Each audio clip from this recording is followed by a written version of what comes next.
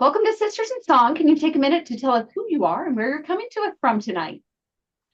Hi, I'm Gina Zo. I am coming to you from LA. Ooh, Yay! you are far from us. We are in Omaha, Nebraska. Yes, we are. Oh my gosh, I've never been to Nebraska before.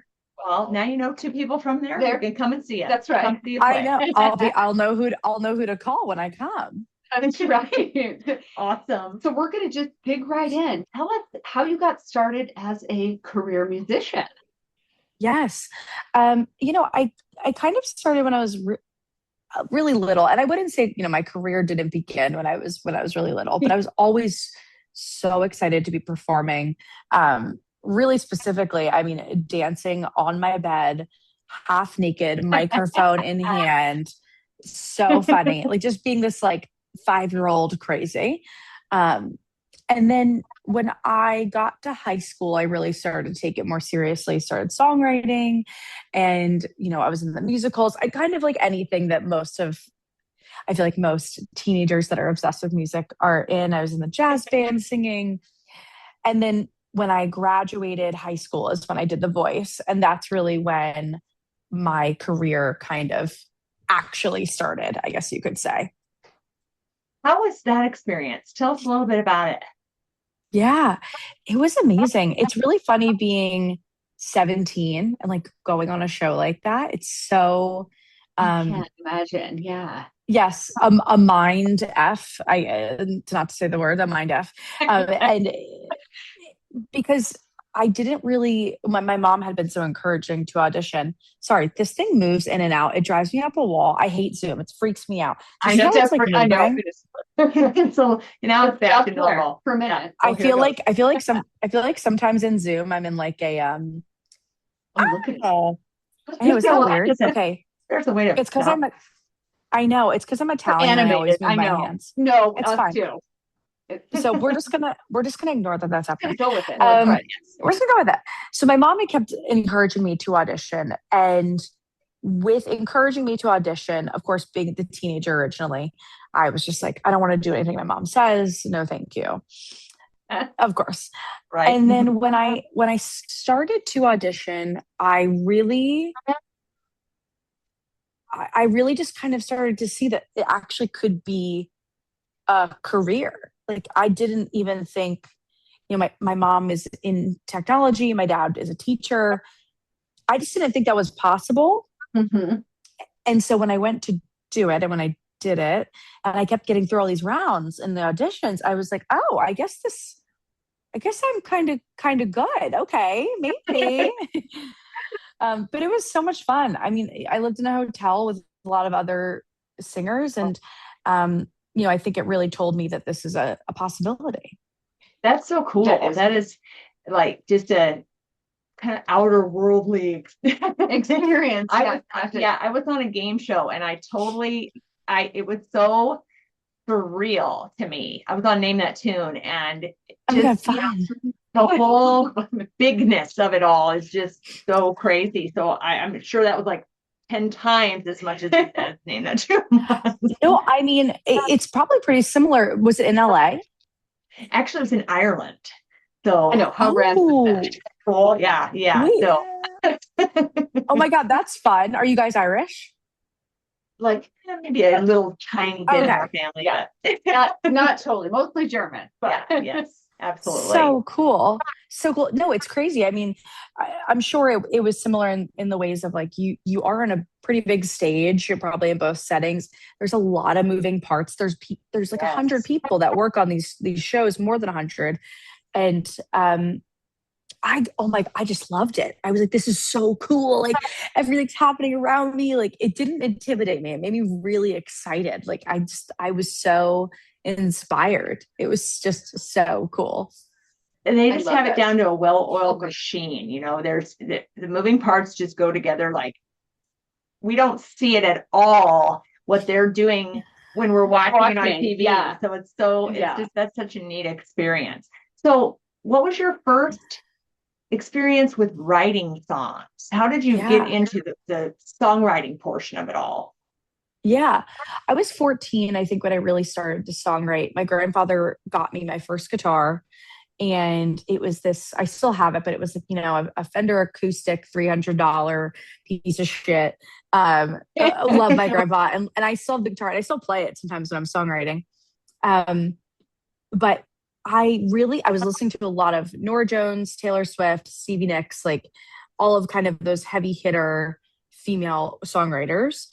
And it just kind of, it got me wanting to write. And I started to write when I was 14. I recorded my first, like, I guess what you could call an EP. It never came out like on platforms. It was just like it was on CDs. And I recorded it with like a family friend. And it's funny thinking back, I was like, wow, that music actually was really good. Like it's cool to think about, you know, even when I was 14, writing about things that I didn't really understand at the time, and like maybe don't even really now.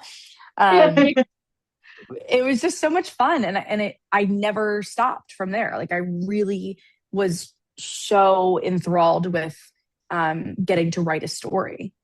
That's what hooked you. Yeah. Yeah. Yes. How would you say you've evolved since then?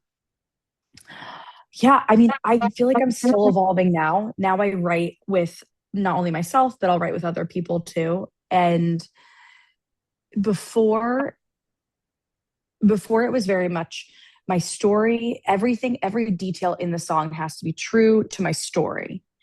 And now it's more, I might be conjuring up stories. Not every story is going to be exactly about me. And it doesn't need to be that way. I don't have to like get all of my feelings out in every single song. Some of them are just because I want to write a song about going to the club with my friends. Like sometimes that is what you just want to write about. It doesn't have to be this like in-depth detail for everything. So I would say that's how it's changed. I think I just write about a lot more, and I write a lot more. I'm writing like constantly. Oh, that's great. Do you tend to write the lyrics first and put them to music, or is it just kind of like all together one piece?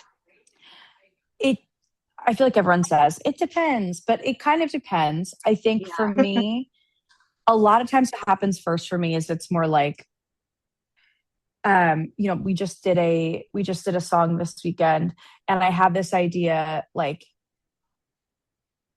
skin on skin, and that's all I have. Sometimes I'll come into a writing session and I'll just literally have and I'll be like, but I know that I want it to be about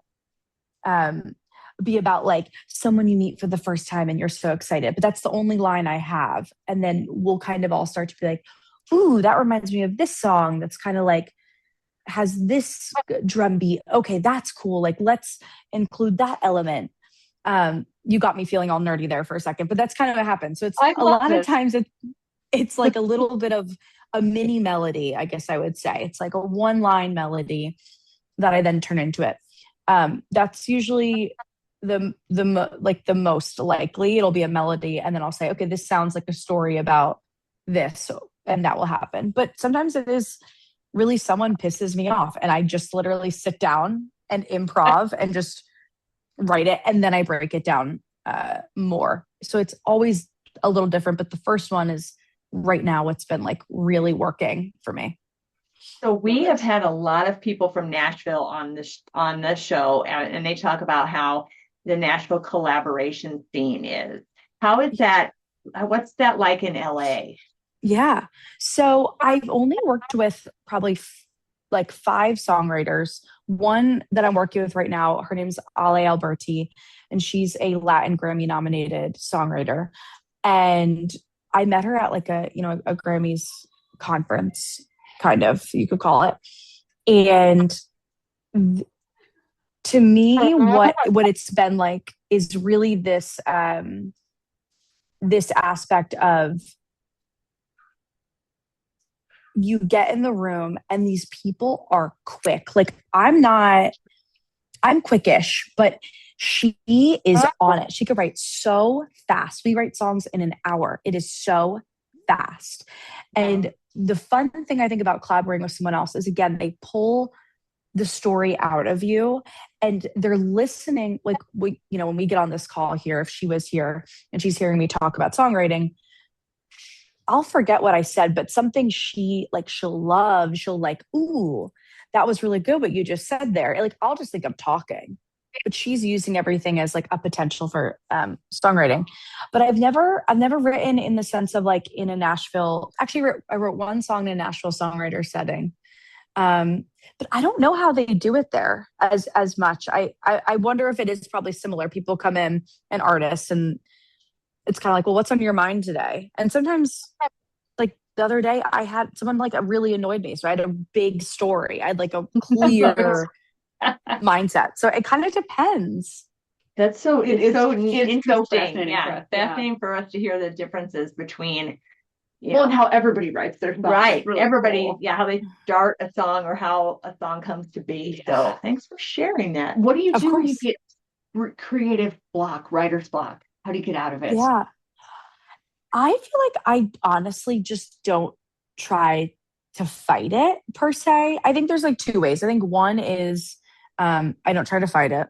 Two would be I just write bad songs for, if it's a week, you just have to keep writing. And then otherwise, I've been in a really good creative mindset lately, but I think when I'm not, I think it's also relying on these sessions where like you're working with other people who it's their whole job to constantly write. So they aren't really like allowed to get in a creative block. Yeah. But I will say that the more that I've been like, just like people who, I use the example of like weightlifters, like sure they have off days, but like you train so much of the muscle, and the same as for songwriting, that like you just kind of start to naturally be able to do it really consistently. Mhm. But I just find another way to be creative. Like, I don't think you need to force it. You could paint, you could take photos, you could put together a cool outfit. Like, it doesn't, I think, thankfully, I'm not in a record label setting where like they have a deadline that's in 2 weeks for me, Sure. which does happen to people. I'm kind of on my own timeline, which is helpful. Yeah. Tell That's us good. about your most recent album. You made a deluxe version. How are they Yes. different? Yeah. The original So the and the deluxe version, totally. So when I was in a rock band before I moved to LA, we worked with these amazing producers, Brian McTeer and Amy Morrissey, and they kind of got Sharon Van Etten her start, Dr. Dog, War on Drugs, so very indie artists, and that was kind of what we were doing at the time. And they were incredible, but they did everything analog, so nothing was. We used like real recording like machine. I don't know how to describe that. Like recording machines. That's not even a word. I don't know how to describe it. But it was now when I, with the producers, they have like I'm trying to think of how to describe it. Like it'll be a machine, but it'll be like fake. It'll be like in your computer. And it'll look like a bunch of different dials, and it looks like the amp. But he had those exact amps. Wow. In person. So you literally plug into them. Crazy. So when I was on tour last fall, or last August, I guess it was, I wanted to kind of pay homage to what we had done together. And it was to record a few versions of my songs with him.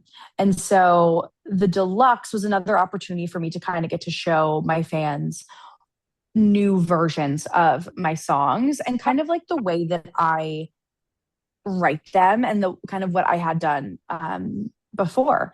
So that's kind of the difference on the deluxe. Originally, I would have loved to have like more new songs, but I really was focused on my Christmas music that I put out last year, or holiday music that I put out. And so I was like, you can only do so much. There's just too much, What's coming up next? Yes, that was going to be my question. I know. Yes, I have been in the studio a lot. So I'm definitely working on a new album. I know what it's going to sound like. Like I'm starting to understand what it's going to sound like. And I have like 15 songs that like are already like really great and ready to be fully recorded. But right truly next, my song I Like Men Who Like Men on my record, we just filmed a music video, so that will be out during Pride Month, and so we're gonna make that a whole fun thing. So that's kind of that's kind of what I'm focused on next is really getting to dive into that song. Okay, I have to say that I just love that videos I know. coming back. It makes me so excited. Because we grew up with videos. When MTV actually had videos. MTV. Yes. Yes. So, The videos are the most fun part. And I think being in LA, I don't know if it's like this in Nashville, for example, but being in LA, so many actors, so many producers, so many directors, and everyone wants to make cool shit. And you have friends who just want to make cool shit. Like I have one of my best friends, she's a producer on Love Island, and she was like, I just want to do something different. Like, do you have a music video you want to do? And so everyone just kind of started like piling in together, and we all help each other. And I think that that's what makes making videos now so much fun for me. And you could do it on a lower budget because everyone just wants to help each other. They, if I rent the equipment for you, they'll do it. And I think it's been so much fun. Like if I can, I'm going to make a video for every single song. It's just so fun. I love doing it. It's so fun for fans and audiences to have that to go with the song, because it does sort of give you a story, even if it's not what your original intent for the song was. It's still really cool to. Oh my God, totally. We did one for Bad Men, and on the record, and it's on my YouTube. And my whole vision was this like housewife who has this like mental break and wants to like kill her husband. So you definitely should watch it if you haven't. Yes. Oh, we're checking it out. It's really fun. And my like sister-in-law's family was I'm like running down with a fake knife. They were cracking up. They're like, this is far too much you. Like, this really fits you. Oh, I'm looking forward to this. I'm looking forward to all of the videos coming out. That's fantastic. And the new album too. Do you have a possibility of date or ish when it will come out? Early 2027. Still like 6 months from now. Not gonna happen yet. Maybe in the fall I'll end up putting out one of the songs. But if you follow me on socials, you're definitely gonna start to see very soon teasers of what it's gonna sound like. Because I really want people to tell me like what their favorites are. I'm not gonna record every single song that we make for the record. So I'm gonna leave it up to the fans to help me decide. That's a great idea. Yeah, that's super fun. How cool. So how do you think that since you started and now, what do you feel like how your goals have changed since then? Yeah, I think that's a great question. I think that success is so defined differently as you get older. I think I still, of course, have like my dreams. And I think that's kind of the difference for me. I have like dreams and I have goals. Like my dreams, I totally think I can achieve them, which is like win a Grammy, play an arena. Like those are things that I do think are totally in the realm of possibility for me. But I look at goals as more things that are achievable within, the year or whatever that might be for me. And so I think I look at them differently in that way. But I'm still such a big dreamer. Like I think I'd more come up with like, I don't want to call my B plan, but it's like a music video. Here's my dream music video. And here's like the one that within my budget I can do, or the one within this that I can do. But I honestly, I don't think I thought I was going to be making this good of music a year ago. And so like the stuff I'm making even right now. And so I think my vision of goals is different in terms of I now know that it is possible and I don't need to hold myself back. If anything, I need to give myself more space to breathe to make the things happen. And I think when I was younger, my goals were like, get 5 dates this week. And now I'm like, I don't really care about going on the date. I just want to make a music. I love it. Great. Okay. I want to ask about if your influences. Yeah. Is there a song or an artist that made you go, I want to do this for a living? Yeah, it was definitely Stevie Nicks, 100%. When I was little, my grandparents would like have a flashlight they would do as a strobe, and they'd have Fleetwood Mac on their record player, and I would just be like, yeah. Oh my God, I like a little Bob. I was such a little freak in a good way. It was so cute. And that really, so that was one artist that like, I've seen her live since then, but I didn't like see her live in her like, prime, you could say. And then I think a couple artists that really made me like, whoa, was Florence and the Machine. I saw her live and I was like, oh, that is like show. That's a show. Yeah. Really was so impressed. And like, honestly, Taylor Swift like was like, whoa, this is again a show. Like I love to put on a show. I love to dance. I love to perform. So anything that makes me feel like I'm watching a show and not just a like a set. Like it's not just like a like in that way. Makes me super excited. So I would say those three artists. Yeah. Very cool. Love it. Okay, should we do our rapid fire? All right. Let's do our rapid fire. Okay, here we go. Don't think too hard. All right, now. Coffee or tea? Coffee. Vinyl, cassette, CD, or streaming? Vinyl. First album you ever bought? One of the Destiny's Child records. Do you have a go-to karaoke song? I did karaoke this weekend. I don't have a go-to because honestly, karaoke, like, I think it's so weird when people who can sing do karaoke. So I have to like pick songs that I can scream. And so I did Girlfriend by Avril Lavigne. Do you like writing songs at night or in the morning? Ooh, I don't do anything at night really. So the morning, I'm or shut afternoon. down. I guess we should throw afternoon in there. Yeah. Either of those. My fam or my producers know I don't work past like 8:00. So it's good. It's good for you. Do you write lyrics on phone notes or voice memos? Phone notes and voice memos. Okay. What is your pre-show pump-up song? If you have one. Ooh. Anything by this he's not small, but smaller artist, Del Water Gap. Anything by him is my like drive to the venue songs. Nice. Okay, dogs, cats, fish, or birds?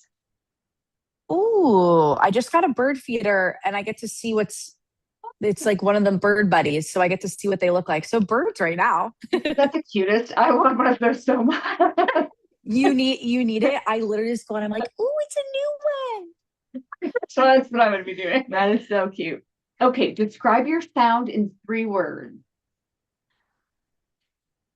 Confident, sexy, glam. Love it. Awesome. What advice would you give to new musicians and or songwriters? Write as much as you possibly can. Love Perfect. It. Over and over. We need to get on it. That's right. Yeah. Okay, it's time for your shameless plug. Where can we find your music? Where can we find your social media, Bandcamp, Patreon, or website, any of that kind of stuff that you have? Absolutely. My website's ginazomusic.com. So that's where you can find all of my shows. But also my Instagram _Gina Zo _ I believe that my TikTok is Gina Zo Music. And my music is on every single platform that I think you could possibly imagine. So Gina Zo, Gina, and then Z-O. Yeah, go take a listen. I mean, it's infectious. It's such a fun album. Absolutely. Go listen. Everybody go listen. That's right. You have been so fantastic. It's such a pleasure to meet you and chat with you. Thank you so much. Yes, thank you for having me. I'm really grateful. I mean, I love to talk about songwriting and music and everything in between. So I'm very, very grateful for you having me.